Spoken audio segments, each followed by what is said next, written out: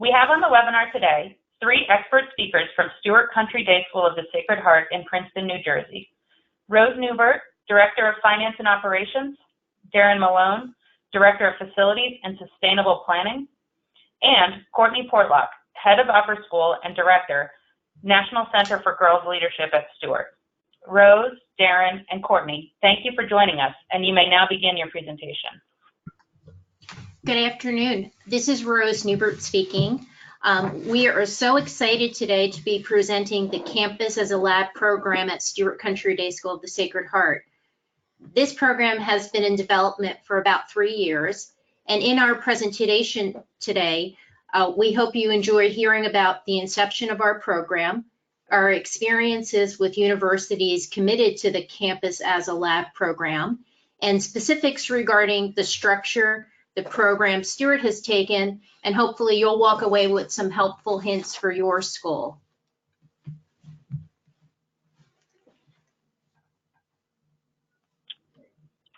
Thank you. We have our first polling question early today. Are you familiar with the terms Campus as Lab and Living Lab? I'll go ahead and launch the poll here. You can choose on your screen using the radial buttons that you see. Are you familiar with the terms Campus as Lab or Living Lab? Please go ahead and vote. We'll leave it open just for a few seconds to try and capture as many people as possible, just to get a baseline of how familiar you are with these terms that we have here.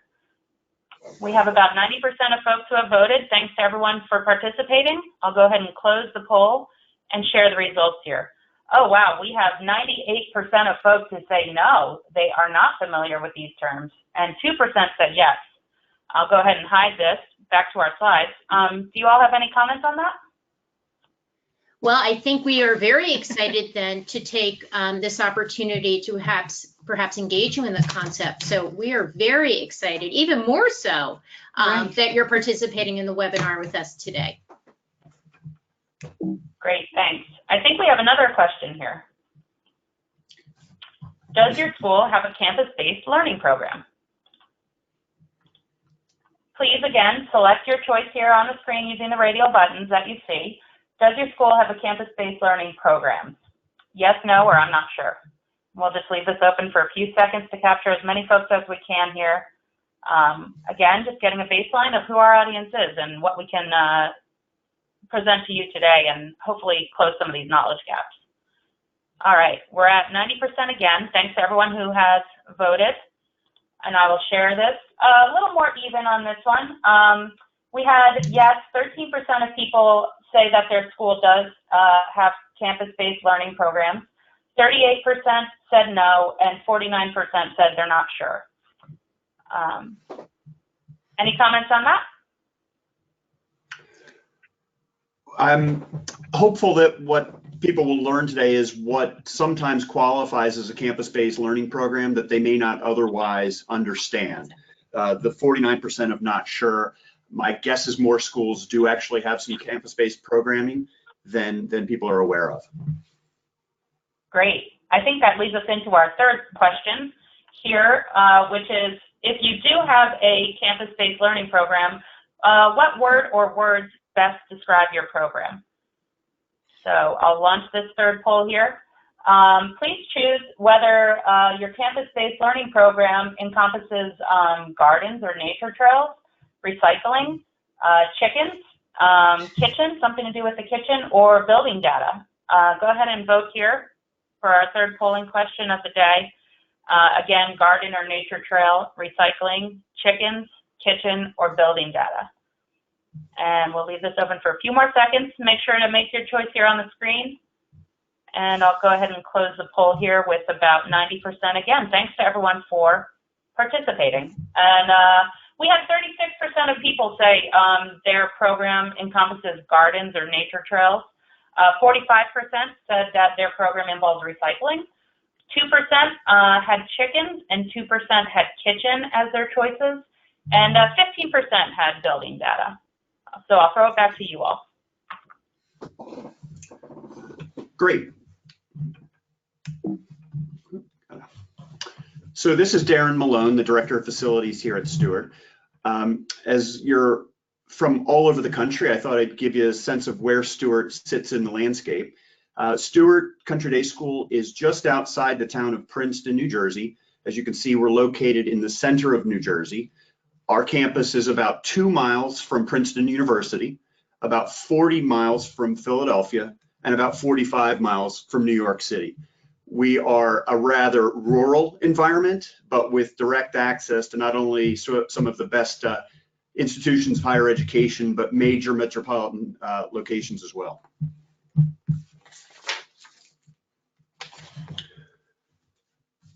Our campus is unique. Stuart Country Day School of the Sacred Heart is an independent day school for girls from preschool through 12th grade. We have about 450 students on our campus, and we're about a 55-acre campus. Bisected by a stream, the building and the site development are unique and exceptional. Stuart was designed by Princeton University's graduate school, Director of Graduate Studies in Architecture, Jean Labatut, in 1963.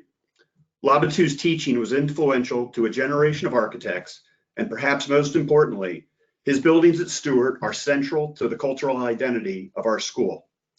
Our respect for Labatut's impact on Stuart and his legacy as a teacher inspired us to name our Campus as a Lab program Labatut's Learning Lab. As we began to develop the idea of a Campus as a Lab program, we started to look for who else may be doing this sort of thing. Good old Google drove me right to to Princeton University, where I reached out to their director of Campus as a Lab programming, who then invited me to a community of practice that Princeton University was a part of. That Campus as a Lab community is about 128 institutions across the United States and Canada, and Stuart is the only independent school in that mix. In addition to the commitment major universities like Harvard, Princeton, Stanford, University of Chicago make, there's many, many smaller schools such as Macalester College in Minnesota, Dallas County Community College in Dallas, Texas, my alma mater, UNC Charlotte. Many colleges are advancing the concept of community or Campus as a Lab through their curriculum and through their offices of sustainability. Listening to the successes and failures of these programs has been instrumental in defining what Campus as a Lab is for Stuart. We very clearly have a different student set, a smaller staff, and in some cases, a smaller campus. Some schools, however, do not have smaller campuses. Macalester College, for instance, is a campus of 2,200 students on 53 acres. So despite their larger student population, they've actually got a smaller campus than we do. Each school has a unique way of matching their Campus as a Lab program to their organizational structure. And in many cases, the programs, as I mentioned, are managed by the Office of Sustainability. Frequently, those departments are within their facilities departments. A common struggle that you'll hear how we've bridged is how do we build the bridge between operational and academic spheres of the campus. In all cases that I'm aware of, the Campus as a Lab programs at these schools do combine operations and academics. Looking at what different campuses do, we're struck by some very, very common themes. What I'm particularly drawn by is the University of British Columbia's statement in the upper left in yellow, and I'll read that one to you. At University of British Columbia, we view our entire campus as a living laboratory, a kind of giant sandbox in which there is freedom to explore creatively and collaboratively the technological, environmental, economic, and societal aspects of sustainability. Got some more questions, Erin? Great, thank you so much. We have a few more polling questions today, folks. So we're going to see, would you be interested in joining a Campus as Lab community specific to independent schools? I'll go ahead and launch that here. Again, choose the answer option, yes or no, on the radio buttons on your screen there. And we'll just leave this one open for a few seconds to try and capture as many people as possible. Would your school be interested in joining a Campus as Lab community of practice specific for independent schools? Oh, great, we've already hit 90%. Thanks to everyone who's voted. go ahead and show these results here. It looks like 76% of folks said yes, so a nice majority there, and 24% said no. Great, I guess that means we should continue. And another polling question here, folks, that we'll get some opinions on. Does your school currently have the personnel capable or willing to integrate operations and academics for a campus as lab program? This can often be a really difficult part of trying to get these things off the ground, is having these personnel capable or willing to integrate operations. So please go ahead and make your choice here.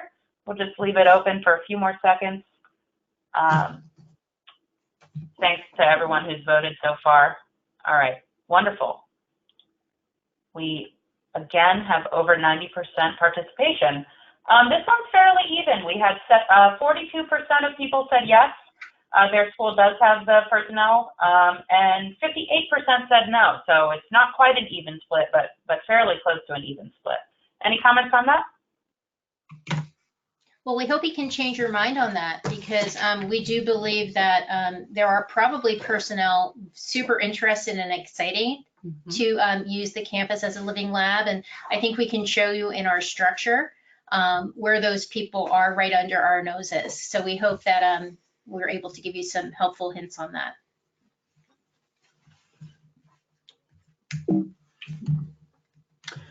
Great. Well, now I'll tell you a little bit about the specific program that we have at Stuart, as again, we've called it Labatut's Learning Lab. So right off the bat, the definition for us is the integration of the academic and operational spheres of Stuart, creating leadership, experiential, and applied research opportunities utilizing the Stuart as a campus. And secondly, we've rooted Labatut's Learning Lab as a program within the National Center for Girls Leadership at Stuart. This is central to the mission of the school and shows a way in which we believe these programs can be sort of married to that institution's mission or vision, and therefore both support those visions and missions, but also receive the support in return that they require.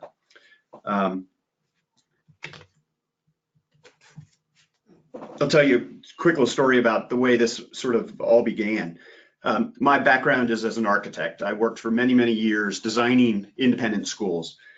And in working with schools and implementing systems and technology and vaguely thinking about the connection potential that students had with the work that we were doing on campuses, particularly as the movement towards sustainable campuses grew and grew, I just in the back of my head had ideas about what might take place that could draw connections between students and their campus.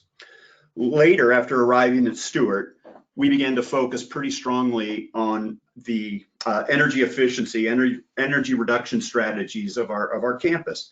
And in the last 4 years, have reduced our energy consumption by about 45%. In doing so, I was invited to Indiana to the corporate headquarters of our building control system manufacturer, which is called KMC Controls. While at their headquarters, they began to show me a new product they had coming to market, which was a dashboard that took information from the building management and control systems and made it visible and easily accessible to really what their intended audience was, which was the sort of building professional market. So facility managers and particularly HVAC contractors or vendors. A light bulb went off for me that this was the connection between the sort of invisible operational aspects of a campus and the information that could be useful to both students and faculty alike. We began to pitch that this opportunity existed to KMC Controls, Encon, which is our HVAC vendor, and another corporate partner that was really heavily involved in the development of this system, which was Intel Corporation. And as we'll later describe, those relationships have not only benefited Stuart immensely, but they've really told the story to those outside vendors about how their products make a difference in the world as well. So as you'll see in a few moments, as we've developed our strategy, this is a key component. There are several themes that'll permeate this sort of presentation, and I think are common again across almost every campus as a lab program I've seen presented. And at this point, I've seen quite a few. They include, it must be mission aligned, as we mentioned. At the primary and secondary school level, we are incredibly fortunate to have all disciplines existing really within the same four walls of our campus, in stark contrast to the typical university structure. So an interdisciplinary approach to all the projects of our lab are a key component or a key theme. And this is an ongoing process. As Rose mentioned, this is about 3 years into the development. It's matured quite a bit over the last year in particular, but there's more work to go. We are really on the leading edge of this. Even institutions as complex as Princeton University are on the leading edge of this. This is a rather new phenomenon, but one that is really gaining steam, particularly at the university level. The other thing that's really key to our understanding of the campus as a lab program here is we've sort of worked from the metaphor that our program is like a library. What we don't want to do, and I think some resistance that could be met across, is that it's another thing for the faculty to have to do. There's a lot of resistance whenever anything new that's another thing to do is brought forth. And so what we've presented this to our faculty as is as a resource. This is no different than going to our physical library to access the information that's contained within. What people know at this point in their lives is that the library exists and how to use it. And what we need to do is teach them that this information exists and how they can gain access to it. Once they've got that access, how they use that information is entirely up to them, but they would have the support of the institution when they do use it. The other thing that's been a really important aspect of the development of this is that, and in keeping with the interdisciplinary approach, is that building those bridges between the different departments within our school is critical.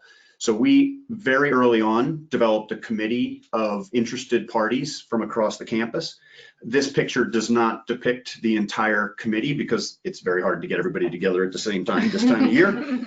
However, what you see here from the left to the right is a teacher who focuses on ethics and theology, a teacher who focuses on math and physics, our make and computer science teacher, environmental science teacher, our director of facilities and operations, or facilities and sustainable planning, excuse me, and Courtney, our academic liaison at the leadership level, who's the head of the upper school. So again, we're trying to approach this from a very broad perspective. We're looking for those relationships to be built across this. And ultimately, we want people to understand across the board what a resource this is. In working together as a committee, one of the most important things that we've developed, aside from sort of the working kinship on the program, is a comprehensive strategy for how we're going to implement the program. In doing so, Corey's going to talk a little bit about that strategy, but the roadmap has been set and we're working and succeeding very strongly in getting to where we thought we want to go. Hi everybody, Courtney Portlock here. As Darren mentioned, in our committee meetings, we've really been talking about what is the appropriate structure and what are those things that we really want to focus on. And so we did come up with 3 main goals. And the first of those goals really for Labatut's Learning Lab is to inspire our students. We want to inspire them to wonder, to be curious, to tinker, to really discover ways to see the school environment from their classrooms, the hallways, the playgrounds, the stream, all of it as an opportunity to learn and grow. So we think that this program, and we'll get into it a little bit later on when we talk more about the structure that we've put in place, but ultimately in inspiring our students to really wonder how they can impact the space and how can that impact actually coincide with some of our operational goals is one of the key aspects of goal 1. For goal 2, we thinking about those institutional goals or the operations, we do have opportunities through our campus master plan, obviously with admissions and retention. I mean, these are all terms that in independent schools we're pretty familiar with in terms of admissions and retention. And what are those academic goals and college prep goals that we're really trying to help our students achieve? For us, through our National Center for Girls Leadership, we've created what are called STEM endorsement and the leadership endorsement. And those endorsements serve as kind of like minors in college, allow girls to really dive deep into areas of interest that they would like to pursue. Well, they can start to pursue those areas of interest right here through our Campus as a Lab program. Also, just thinking about the ways in which they are developing their skill building through STEM and through different standards, whether it's for science, math, technology, engineering, leadership, all of these different ways in which our girls can grow and develop. We want to make sure that this program really aligns with those institutional goals of them being leaders in service and community. The third goal is to really help to foster and develop those symbiotic relationships. Through internal and external relationship building, we're able to really help our students form opportunities and maybe even experiences through internships, externships, shadowing opportunities, that they can actually start to figure out what it is that they like and what it is that they might want to do beyond their time here at Stuart. As Darren mentioned, the relationships that have been developed through the organizations that we've been working with, either Princeton University, the relationships with KMC, Intel, these are all really, really important relationships that we've developed, and they want to work with us further. And they have talked to us about internships and really cool opportunities for our girls, which is so awesome. So, and it's one of the key components of the National Center for Girls Leadership is really thinking about the ways in which we can have inside and outside of the community development for our girls. And then thinking about when we're inside the community, what is that interdisciplinary approach? So this isn't just about relationships externally, but it's also about us getting to know each other better internally. So the fact that operations and academics get a chance to work together closely, and thinking about the ways in which the departments get to work together closely to form those interdisciplinary relationships that are so key in helping our girls understand the collaboration and connection with everything that they're doing. So in thinking about that, we started to talk about, well, what should this process really be like? How can we, formalize this? And, Darren has a cool story that we'll talk about in a second. But ultimately, we thought about, well, what is it that our students always come to us with? What are those organic ways in which many formalized processes in schools start? And usually it's from the organic noticing of what students are telling us. So either them wondering if we could. So Stuart has a strong commitment, in addition to leadership and STEM, to project-based learning initiatives. And so in my role, I am very frequently approached by a small group of students who could be anywhere from the first grade to seniors with ideas that they've been working on in their project-based learning efforts. And so an example might be that I will be approached on any given day with the idea that these young ladies have decided through their work that they want hand dryers installed in every restroom on campus. And I look at them and I say, oh, great. How am I going to do that? Because when they're looking at me like, this is a done deal. There's nothing for you to do, Mr. Malone, but make it happen. All right. So with that as sort of a backdrop, we said, okay, if the outcome ultimately wants to be hand dryers in the bathroom, which, you know, I fundamentally have a problem with to begin with, but was the process that they went through an appropriate process that would result in the outcome that they wanted? Was it involving the right people? Was it asking the right questions? Were they overcoming the right number of obstacles? Because the minute they come to me with this, I've got a whole host of obstacles to throw in front of them, but it's really too late in the game as far as their project's gone. They just want to hear that I'm going to do it. And then, of course, they're very disappointed when I don't do it, and then they go home and they tell mom and dad that Mr. Malone won't help them with their project. So with that in mind, with the understanding that these things are happening all the time, we looked at how could we build a process that actually makes them appropriate, where the process itself is as important, if not more important, than the outcome. Right, absolutely. And in, you know, forming that process, we also thought about what is a way that we can really build an appropriate bridge between academics and operations that, as Darren was saying, really considers and solves for real life problems, you know, again, including hand dryers, if that's what the problem is of the moment, but where the learning through the process is, as Darren said, as much as the desired outcome. And so when we thought about that, we really put this structure in place to give students and faculty alike a place to develop their wonderings. We wanted to give a template of sorts that starts with a product description, really helps them to understand, well, what is the scope of the work that needs to be done? What do I need to be figuring out and finding out? Also, who needs to be involved? Which departments, which areas of the school, how is it that I'm going to navigate those relationships? So again, going back to that earlier slide of the goal of developing relationships, those really apply to both internal ones as well. So who needs to be involved?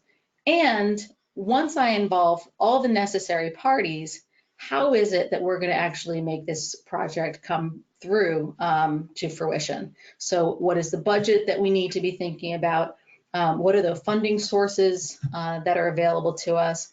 And all the way up to, I think now we're ready to present. We're ready to think about coming now to Mr. Malone and to our committee to say, how is it that this might happen once we've started through a project description and they've involved so many folks, and then see where it goes. And to me, in this particular slide, number 4, the disciplines, is again one of the things that's most important to me. I think that it's very easy to see a project along a single line of thinking. And when you actually begin to think about what disciplines might be involved in any particular thing, you begin to realize where conversations can occur. And in particular, there is the idea that, you know, Courtney may have particular interest in, let's say it's the lack of paper use of a hand dryer, where Rose may have a very different perspective on it with regard to the cost of electrical energy or how we procure that electrical energy. So the conversation that exists between the two of them across different disciplines is where the real learning opportunities come from. So the recognition that within the development of the process, people with divergent points of view can be brought to the table is fundamental. So the opportunities, now that we've sort of set up a process and really invoked this concept of I wonder if, what opportunities exist on Stuart's campus for students to get engaged? In our particular case, one example of it is that we about 2 years ago developed a campus master plan. And within the campus master plan are all sorts of different things from capital investment projects to things that are certainly smaller in scale, such as outdoor learning opportunities. There's a renewable energy, for another example. There's all kinds of things that present themselves as opportunities within our campus master plan. And in particular, a quick story is using the campus master plan as the source information for a particular project. We have what's called the Friendship Forest, which is a playground for our 3rd and 4th grade that exists sort of in the intervale between our limited amount of grass outdoor space and our woodland. And within that is a playhouse, an old playhouse that's falling apart. And rather than engage this as a project for the facilities department to demolish and just replace in kind a playhouse, we engaged the 4th grade through one of their service learning projects, a design project. And that design project was to consider what the Friendship Forest Playhouse should be in the future, how it would support the programming and the needs of the students, and then to actually go through a design process as though they were a group of 9 and 10-year-old architects. And so it was interesting because I think there was some reluctance might not be the right word, but it's easy to conceive of some of these concepts at the upper school level. How a senior might take on projects around building data is easy to consider. But there was questions about how our lower school might get involved in the Labatut's Learning Lab process.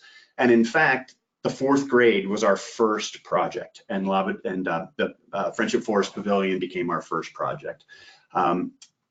Where we left off is that they have actually taken it to the point where they've developed the program and a series of design studies. And in the next iteration, we're going to start to work with outside architects to develop the actual drawings that would make those design ideas and that program come to life. As you can see here, the girls worked on a number of different models, developed drawings, really had an enriched project. And again, the process, while they didn't get to the end, we have not built the pavilion. The fact that they have taken on a rigorous approach to a part of that process was in and of itself a legitimate project within the Campus as a Lab program and their studies. Another example of where our campus master plan makes contact with this program is renewable energy. So we do not, despite our energy conservation strategies, yet have any renewable energy sources on campus, but we do have students who are extremely interested in this. So in one particular senior's case, she is seeking a STEM endorsement on her diploma and is looking to do a study on, or is doing a study on the renewable energy applicability of photovoltaic systems on our campus. We're a heavily wooded campus, meaning that the building is one of the few places that we could locate these. So she has access through this program to our CAD drawings, to our energy data as it applies to the way our building performs every second of the day in its energy use, and to our billing data. So she can begin to put together a comprehensive plan, not just lay out where the panels go, but build a business case for whether renewable energy is appropriate on our campus. I would add that this is another example of where the interdisciplinary approach can come to the table. If she has a friend who's particularly interested in sort of the ethics and philosophy of the program, perhaps it's not so much to her about the economics of it, but the ethics of it, she could try to make the case to our finance committee that this investment is valuable because of our commitment to these kinds of things through being a Sacred Heart school, for instance. So it's another example of where the campus master plan suggests work that may be done here on campus that students can be involved in. And then ultimately, we're trying to build a robust system of information in our library. So we've got resources. We've got 55 acres and a stream. And so we're partnering with the United States Geological Survey on the installation of a stream water station to monitor 7 different variables in our stream. We've already installed a weather station. The weather station is tied again to our building management and control systems. It's information that can be trended, compared to energy consumption. There's all sorts of things that we have available to us here on campus that lend themselves directly to the curriculum. And oh, by the way, they help me in my operations department as well. I mentioned earlier that we have a sort of a building control dashboard. This is, for me, one of the more exciting parts of the program because I use this on a daily basis. But we have been able to sort of pull, we have about 2,500 points of data being collected from across campus at this point, which includes weather data, which includes building energy data, which includes room temperature and occupancy and CO2 levels and relative humidity. And all of that data is trendable and it's accessible to our students and to our faculty. So in this particular slide, what you see in the trend graph is a statistics class's graph of room temperatures in 2 areas of the building and how they are drawing sort of statistical analysis of those things. The teacher in this case, it's an AP statistics class, and the students were heavily engaged and in real time were altering the points of their study. So for instance, right off the bat, they said to Mr. Malloy, well, why are you comparing those rooms? Those rooms have the same basic temperatures in our opinion. Why don't you pick the coldest room in the building and the hottest room in the building and let's do that. So right off the bat, boom, we go in, we make the changes. And all of a sudden the students are incredibly engaged in raw data because it's relevant to their experience here on campus and the spaces that they know and in some cases love or don't like because it's freezing cold. Right. And as I said, access is a key component. The dashboards are available to everybody. Every single student, every single faculty member is able to be invited to have access. I will state that they cannot control the building through this access. I control systems through a separate sort of window into the building management system. So along with providing them access, I certainly tell them that they can't really screw anything up when they're accessing this. But again, what you're seeing here is comprehensive building data, statistics project trend data. And in the lower right-hand side, we've got another student who's doing a project in which she's got a hypothesis that the installation of indoor plantings will improve air quality. So she's looking at CO2 levels across a number of different rooms on campus before and after the installation of an indoor garden. The neat thing about all of this is that, as Darren was saying, these projects and these wonderings are a part of the curriculum. And so when we talked before about the interdisciplinary approach to it, you can see from this sheet, this slide, that there are different ways in which the students are making connections across the disciplines in their thinking about the same set of data. And that's what's really important for us and key, that they are making those connections and they're not seeing it in isolation. And then even taking it further, I mean, again, this slide has a couple of ways in which our students are able to make those interdisciplinary connections. But at the same time, if you take the ethics and philosophy kind of bucket on there and think about the ways in which our girls, at least, are talking about responsible use, accountability, what is our role as stewards of the environment, what is our role to make sure that we are preparing for the future, not just worrying about our comfort now. All of these different things come up as they're talking about the interdisciplinary approach to the curriculum through the Campus as a Lab projects. We mentioned earlier that we developed a strategic plan for the Campus as a Campus as a Lab program, Labatut's Learning Lab. And ultimately, we continually reference our strategic summary for whether or not we're on target, what we've accomplished, what we've got to accomplish. Oftentimes, for instance, our IT director came to me with an idea about student involvement in the IT department. I went to the strategic summary and said, does that fit with what we've got? Does it already fit in a bucket? Or is it something that if we don't have a bucket for that, we should be making an alteration to our strategic plan to encompass? In his particular case, I think it does fit. It particularly fits in the Inspire Students and Help Stuart Achieve Its Goals buckets. But that's an example of how our strategic roadmap is giving us the direction in which we should be taking this.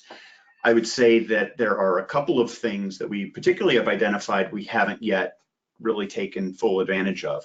One, and today goes a long way towards actually crossing this off the list, is towards sort of the internal and external communication of this. While we're getting the word out on campus and it's sort of virally, now that it's gotten in the students' hands more successfully, they are sort of almost virally passing the information on. But communicating it is a major effort of ours. And then another thing that we do want to work towards is the cataloging of work that's already been done, so that we'll have a database of projects that have been undertaken. So if we look at the Friendship Forest Pavilion, for example, when that project is picked up again by the group that may involve some of the same people, that may involve different people, they can pick up where the previous group had left off and sort of build a more robust example of that work. Similarly, if the renewable energy study that the senior is undertaking, ultimately that will reside in a database that, who knows, maybe we take that up between in our leadership and governance levels and say, what has Sarah done here? Is this valid for us to take and look at actually embarking on a project of that nature? So I think that's another thing that we're looking to do in the future is really catalog this information. So I guess in some ways, before we get to the question portion of this webinar, we did want to say to you that this is a lot. It's a lot for us initially, and it will continue to be a lot. And I think it's because it's so innovative and new that there really isn't a roadmap. So this happens to be Stuart's roadmap, and we're happy with the way it's working right now. But tomorrow, it could be adapted to something completely new as we engage more fully with it, learn from the colleges and universities who are doing it, and hopefully learn more from our independent school peers. So I guess we want to leave you with this sense that it may seem pretty buttoned up in this proposal or presentation to you today, but in reality, we are learning from our students, and there's so much opportunity to grow.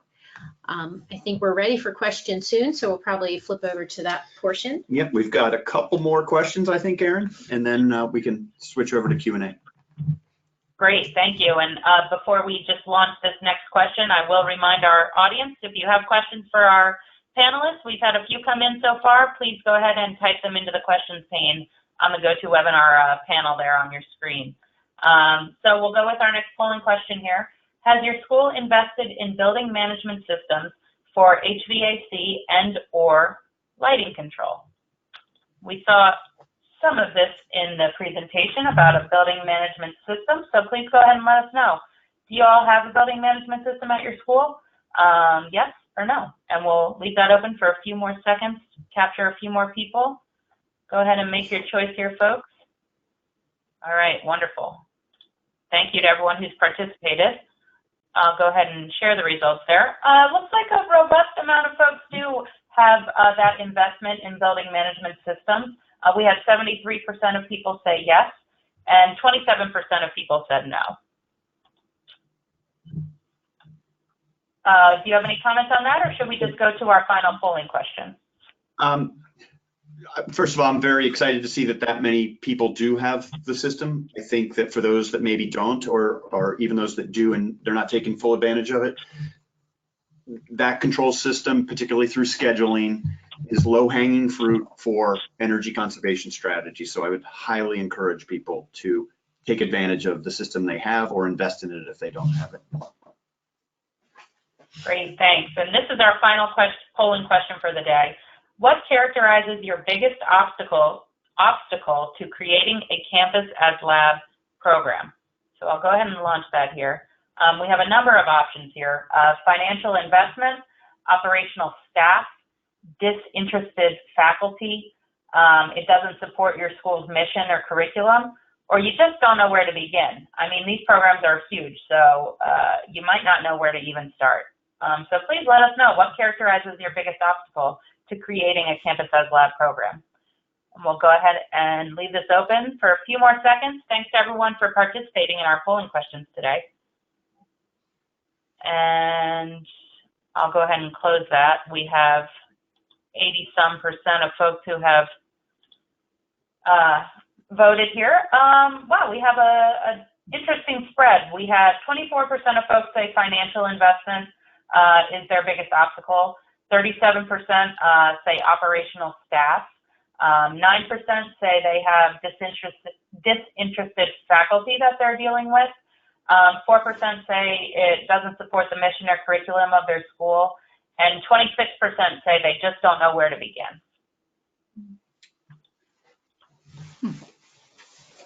Any comments on those, or should we go to our Q&A portion here? I would just say that the two that had very low scores, I'm glad to see that that's not the cause. But I can certainly understand that the ones that did have the higher scores, I mean, those would be the concerns I would have. Great, thank you. We did get a comment in on that last question that someone has said that time is their biggest obstacle to creating a Campus as Lab program. I'm sure you all can relate to that. Yeah, we definitely can relate to that. And actually, one of our key things was creating time that already existed in the schedule. So we took time that was already there to use around committee meetings. So faculty don't always love lunch meetings, but sometimes those lunch meetings made it easy for us all to get together. So we tried not to make them too frequently, but we also wanted to maximize the non-after school time and time when we can get folks from as many parts of the division as possible.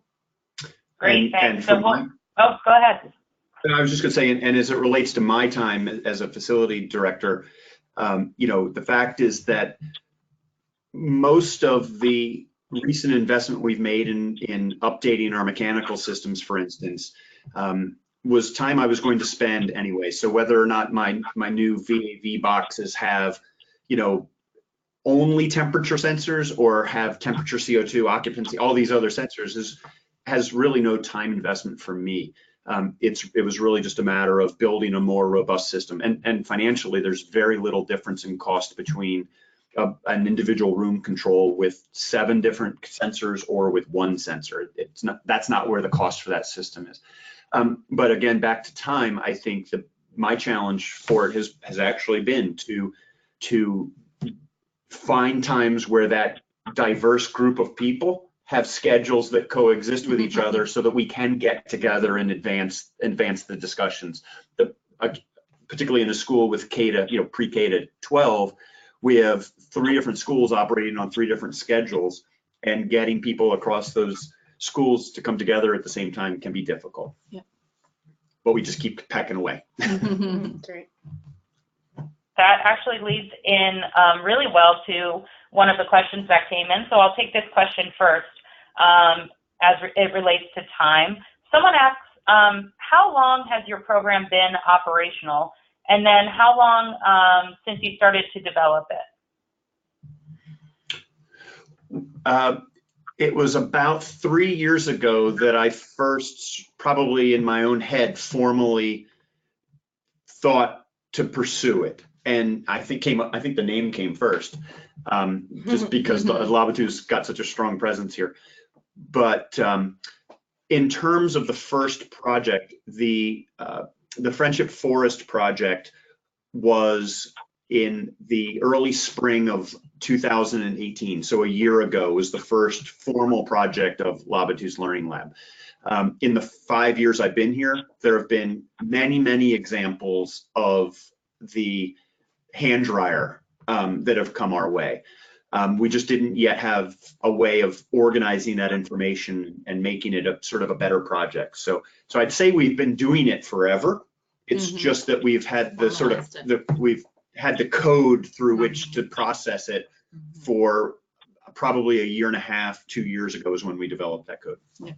I do think it becomes really a viable way of looking at things. We're in a school that's heavily into project-based learning, because otherwise what it felt like to Darren and I was girls would come to us with thoughts and ideas, and we always felt like we wanted to give them more structure to be successful in kind of processing their thoughts and ideas, and there wasn't a method for doing that without them maybe sometimes either feeling disappointed or I'm the lucky one who got my project implemented. So this now allows for the faculty who are working with them on project-based learning and other other kinds of routine academic programs to really help the girls understand that in order for something really to move forward, it needs a process. And that way, I think that we're having more successful experiences with our project-based learning because we've now created kind of a universe for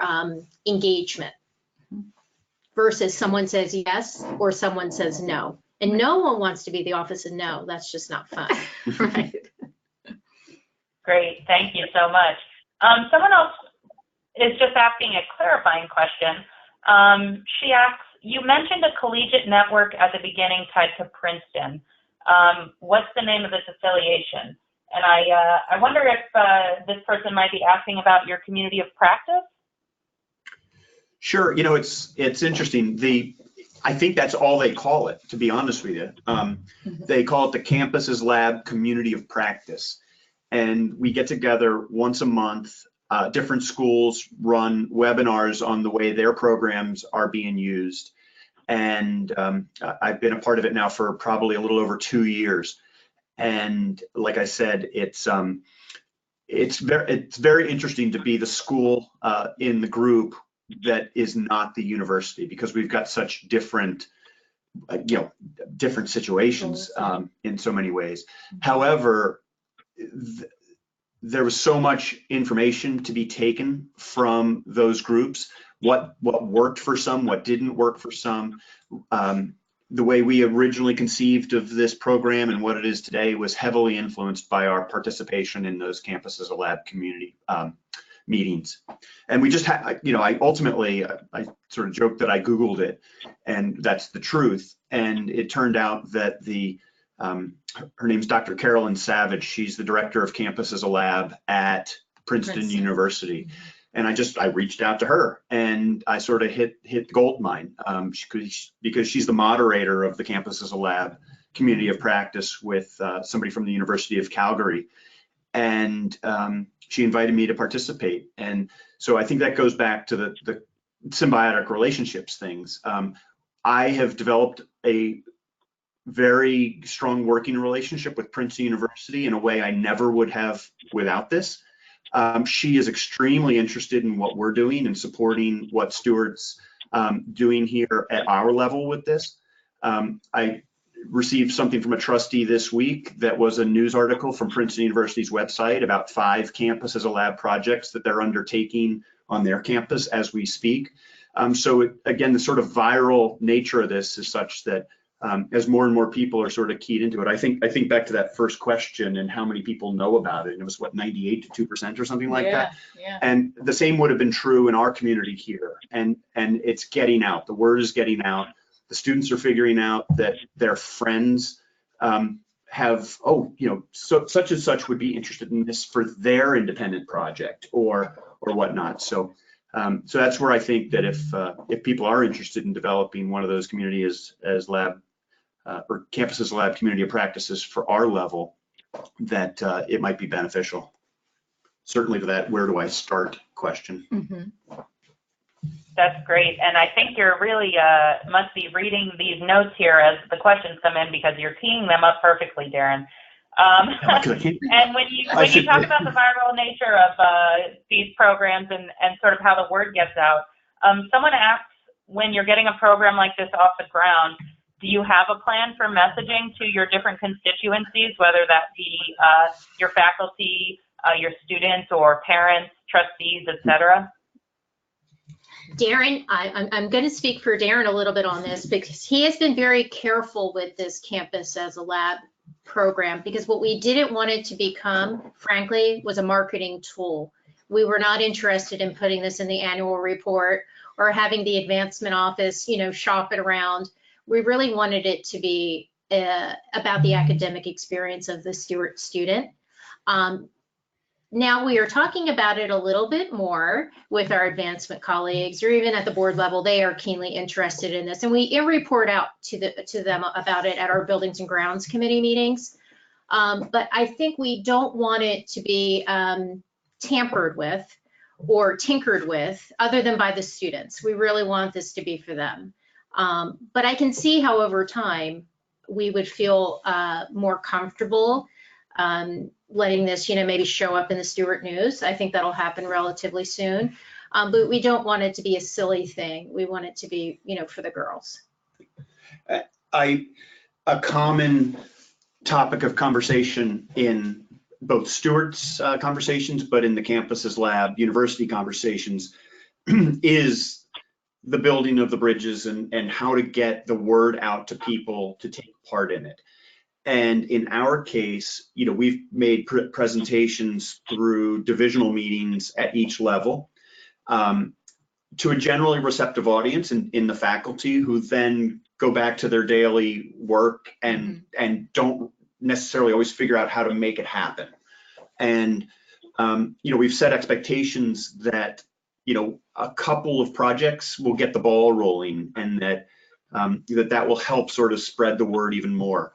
And ultimately, I think what we've realized is that a few good sponsors at the faculty level, but getting it into the hands of the individual students is where it takes off. And to see them sort of get excited about my KMC controls guy said, I can't believe there's a school full of high school kids that are interested in HVAC. But it was because they were interested in the data and the information that HVAC system was giving them.